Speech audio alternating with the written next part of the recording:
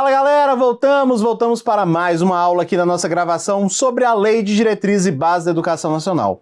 Você que está acompanhando a aula, chegamos à educação superior. Já caminhamos muito dentro do texto da lei e chegamos agora ao artigo de número 43, onde nós vamos tratar das finalidades da educação superior.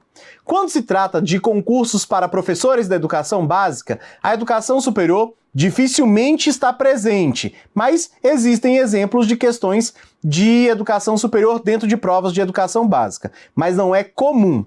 Então, se você vai fazer provas para professor de educação básica, assista a videoaula, mas com uma cobrança menor do que aquela que você teve até a última videoaula. Se você vai fazer concursos para universidades, institutos federais, a hora é de prestar extrema atenção. Nós vamos trabalhar aqui do artigo 43 até o 57. As proposições que caem nas provas geralmente são Ctrl+C, Ctrl+V do texto da legislação. Então, por isso, eu vou trabalhar diretamente com o texto e fazer os meus apontamentos. Professor Carlinhos, quais artigos caem com maior frequência? O artigo 43, o artigo 44, artigo 56. Do bloco desta aula, esses são os três que você vai ver com maior frequência nas provas. Então, sem delongas, vamos começar. Dá uma olhada na tela, gente. Professor Carlinhos falando da educação superior, falando de suas finalidades. Vamos lá! A educação superior tem por finalidade 1.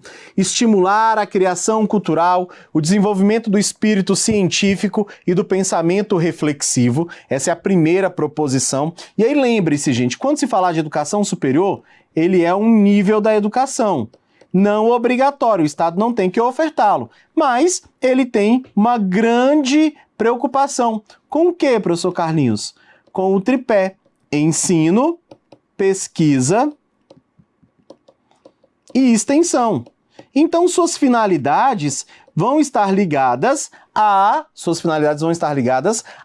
essas três áreas, ao ensino, à pesquisa e à extensão. Fechado? Vamos lá! Além disso, é finalidade também formar diplomados nas diferentes áreas do conhecimento, que estejam aptos para a inserção em setores profissionais e para a participação no desenvolvimento da sociedade brasileira, colaborando com a formação contínua. Essa é a ideia. A educação superior quer formar pessoas que consigam aproveitar aí de sua formação para contribuir com a sociedade. E ele acrescenta, é finalidade ainda, incentivar o trabalho de pesquisa e de investigação científica, visando o desenvolvimento da ciência e da tecnologia, da criação e da difusão de cultura e, deste modo, desenvolver o entendimento do homem e do meio em que ele está inserido, do meio em que ele vive.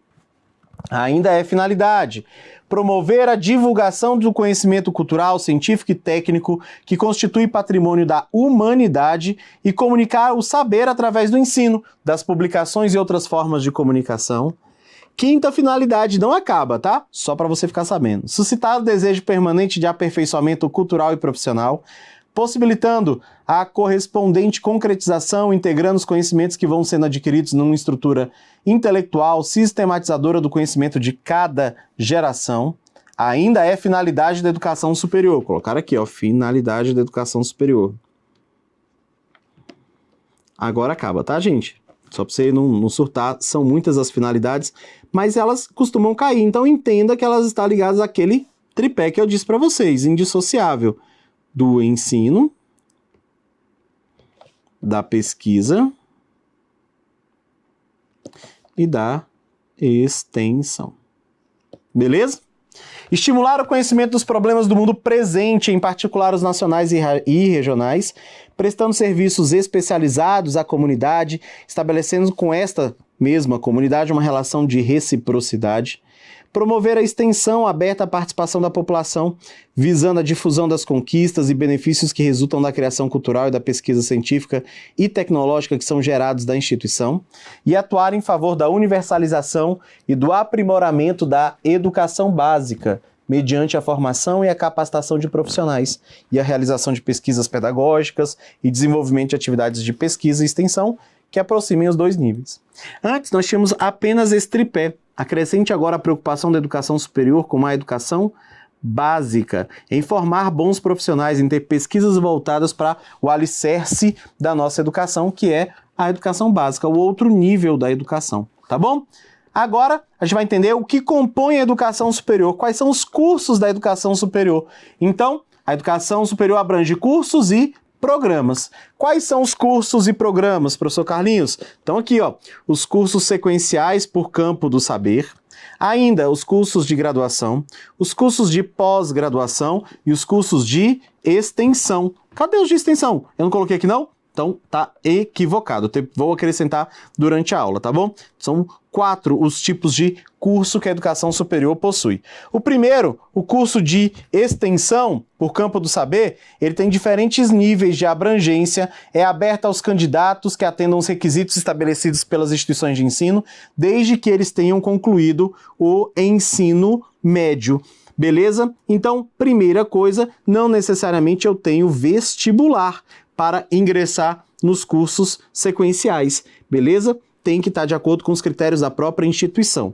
Aqui, nós vamos ter cursos de menor duração na educação superior, por exemplo, os tecnólogos ou a complementação pedagógica. Os cursos de graduação é para quem tenha concluído o ensino médio e tenha sido aí classificado em processo seletivo. Então, são 2 requisitos, tá bom? Pós-graduação, requisito, é você ter concluído a graduação, esse é o requisito. E o segundo, aqueles que forem exigidos pela instituição. Na pós eu posso ter os cursos e programas de mestrado e doutorado e os cursos de especialização. Então, programas de mestrado e doutorado e cursos de especialização, de aperfeiçoamento ou outros cursos. Tudo bem? E por fim, número 4, aqui eu esqueci de colocar, mas eu vou anotar para você, os cursos de extensão. Esses cursos de extensão, eles não têm critérios para ingresso, tá bom? Eles são abertos aos candidatos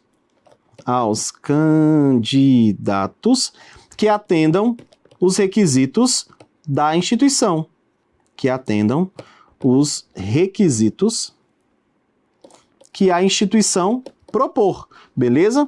Em cada instituição.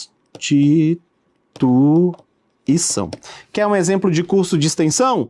Um exemplo é o seguinte, aquela faculdade oferece um curso de moda, e aí ela quer fazer um curso de corte e costura para a comunidade. É um curso de extensão, porque está contribuindo e levando o conhecimento lá da graduação para a comunidade. Está compartilhando com a comunidade conhecimento. Então, quais são os cursos e programas da educação superior? Cursos sequenciais, a graduação, a pós-graduação e os cursos de extensão. Fechado? Vamos à frente. Gente, quando se tratar de educação superior, a gente vai precisar se preocupar com alguns apontamentos, especialmente o parágrafo 1º do artigo 44, ele que foi adicionado em 2019, ele pode ser alvo de cobrança. Então aqui ele vai falar do resultado do processo seletivo, que nós costumamos chamar de vestibular. Antigamente, você olhava uma lista onde estavam os aprovados e ponto final, ninguém sabia de mais nada.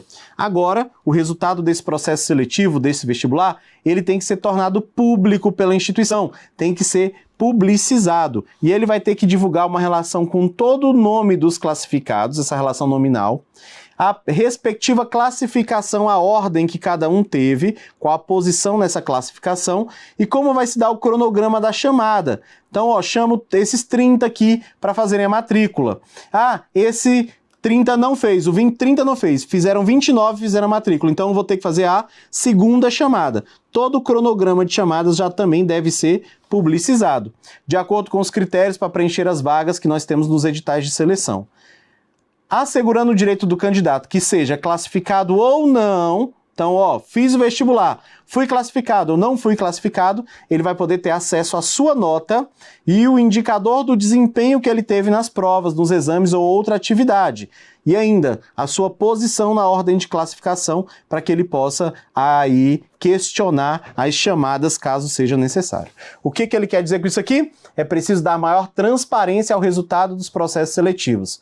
Eu vou colocar relação nominal dos classificados, data e cronograma das chamadas, vou colocar aqui à disposição, quem quiser também poderá pesquisar a sua ordem de classificação e sua posição até a próxima chamada. Então, em 2019, a alteração que nós tivemos no artigo 44 trata dessa perspectiva de transparência no resultado dos processos seletivos. Continuamos. No caso de empate, empatou, 2 candidatos têm a mesma nota. Se eu estou tratando de instituição pública de educação superior, A prioridade de matrícula vai ser aquele que tiver a renda familiar inferior a 10 salários mínimos. Ou a menor renda familiar, caso os dois candidatos preencham o critério inicial. Então tem um empate entre dois candidatos. Beleza? Quem vai ganhar? Quem tem a menor renda, este deve ganhar a vaga. Tá bom? Então, quem tem a menor renda familiar é que deve ficar com a vaga, é o critério de desempate. O processo seletivo, o tal do vestibular, o que ele vai levar em consideração? A gente até já falou, a Base Nacional Comum Curricular. Eu já havia dito que um dos espaços onde a base é referência é os processos seletivos da educação superior, a formação dos professores, os currículos e as avaliações de larga escala. Seguindo em frente, a educação superior, ela vai ser ministrada em instituições de ensino superior que podem ser, ora, públicas ou podem ser privadas. Lembrando, as privadas, elas compõem o sistema de ensino, o quê? Federal. Todas as privadas compõem o sistema de ensino federal. E as públicas, elas podem ser do sistema de ensino federal, quando mantidas com recursos da União, ou estadual, quando recurso for do estado ou do município. Tá bom? Eu vou ter variados graus de abrangência, então vou ter instituições grandiosas com vários cursos e programas, ou ainda especializações distintas, né? Posso ter uma faculdade só de educação, só de direito, em menor proporção. Então, tenho variados graus de abrangência e de especialização. A autorização e o reconhecimento dos cursos, todos os cursos, lembrando aqui, tanto públicos quanto privados, precisam de autorização e depois de reconhecimento, tá bom?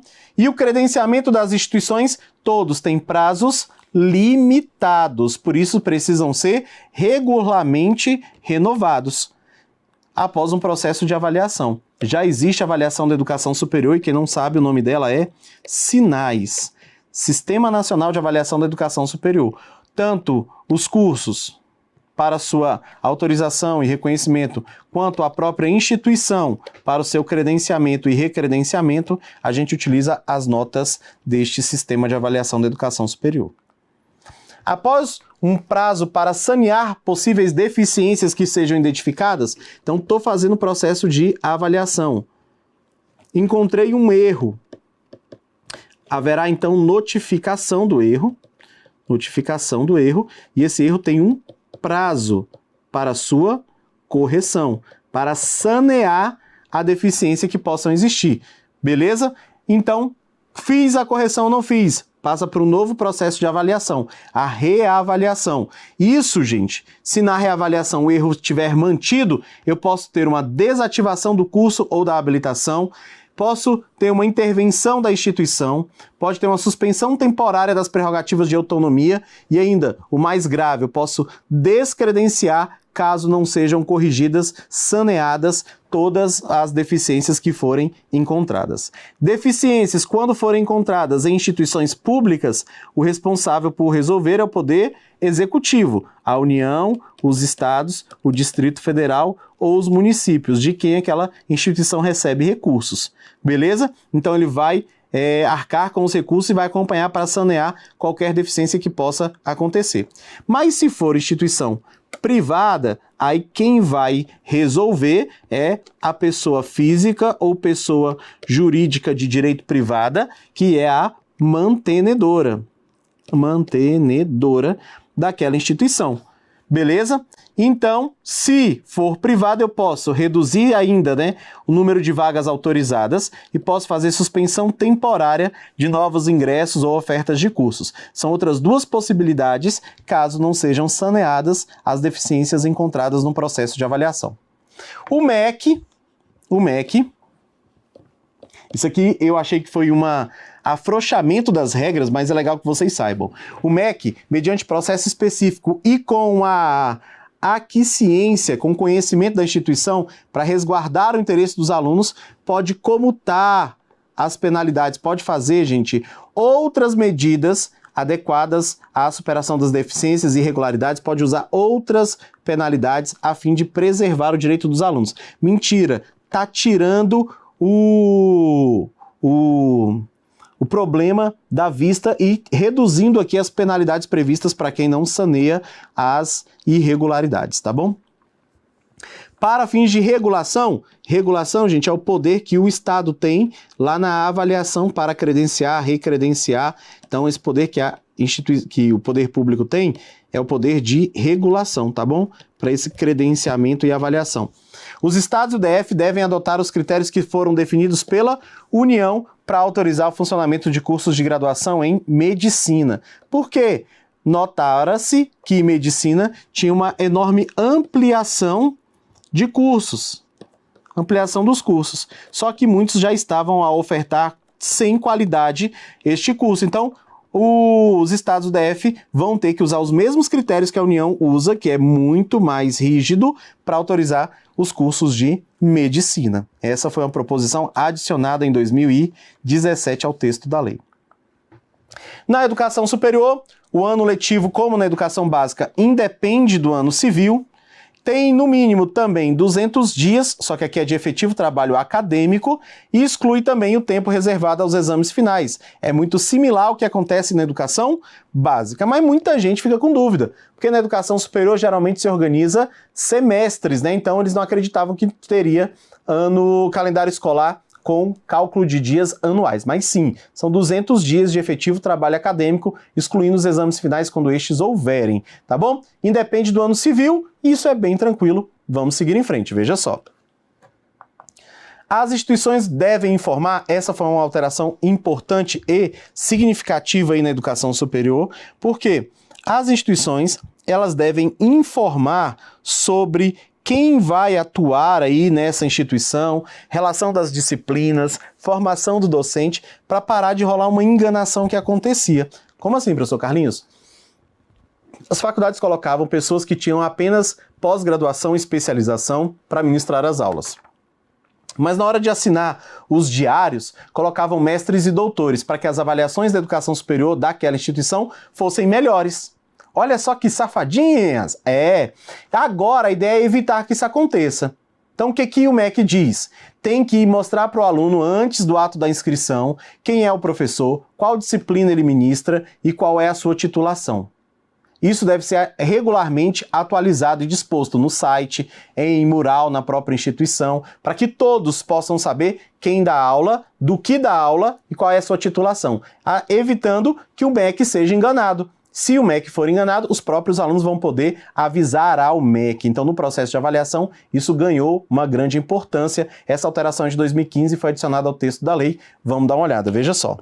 As instituições de educação superior, elas vão informar aos interessados antes de cada período letivo, então antes do começo do ano elas já devem fazer essa lista, os cursos e os componentes curriculares, as durações, requisitos destes cursos, a qualificação profissional aí dos professores, os recursos disponíveis e os critérios de avaliação, obrigando a cumprir todas as condições que foram dispostas.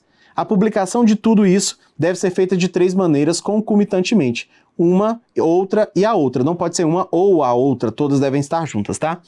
Deve ser feito na página eletrônica da faculdade, da instituição, beleza? Na página específica dessa instituição. Então ele deve estar lá. Dentro do site deve ter uma aba que diz o seguinte: grade e corpo docente. Na página principal da instituição, na página de oferta dos cursos, na parte do vestibular, do processo seletivo, todos devem ter ligação com essa parte de grade e corpo docente. Cada instituição que não tenha site deve criar uma página para divulgar isso. Mesmo que não tenha site próprio, deve ter uma página na internet divulgando essas informações. E a página tem que contar a data da última atualização, dizendo que aquilo foi feito periodicamente. Tá bom? A regra é que seja atualizado pelo menos uma vez ao ano, mas se a universidade ou a faculdade, a instituição de educação superior, tiver organização inferior a um ano, a organização e a atualização deve ser menor também do que um ano. Continuando.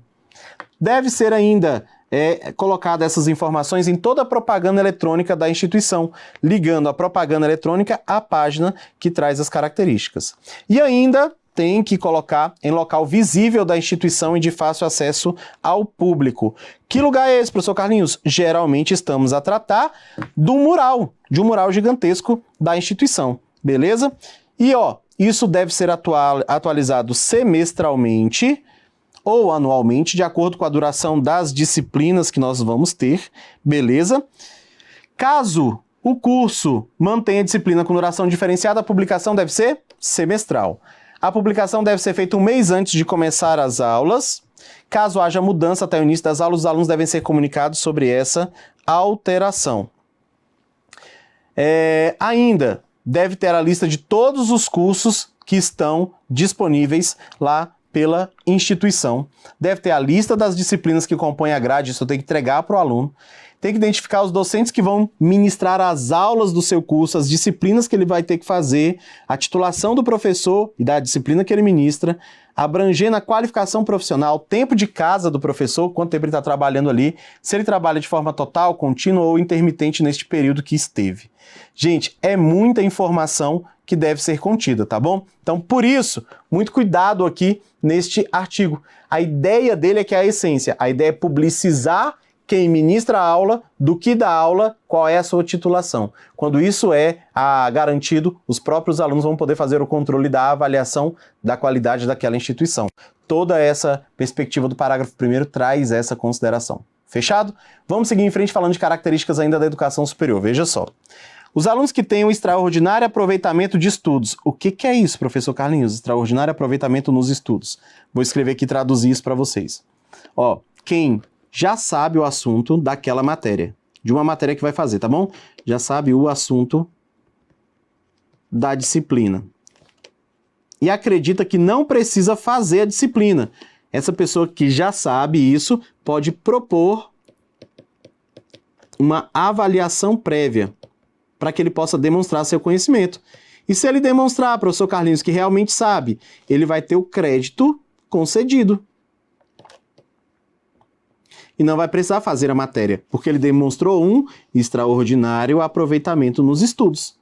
Beleza? Deixa eu mostrar para vocês isso. Eu fiz magistério e quando eu estava fazendo a licenciatura, eu acreditara que eu já sabia sobre educação. Então eu fui lá e propus um extraordinário aproveitamento de estudos na secretaria da faculdade que eu estudava. Então, as disciplinas de educação, eu pedi esse extraordinário, todas elas, o professor fez provas para cada uma dessas disciplinas. Eu então fiz a prova, descrevi tudo que era preciso, corrigiu. Se eu tivesse nota superior a 70%, eu garanti o extraordinário aproveitamento de estudos. Eu tive em 3 matérias, eu fiz de 6 e consegui não cursar 3 disciplinas, o que para mim foi muito importante. Eu era muito quebrado e pagava a faculdade privada.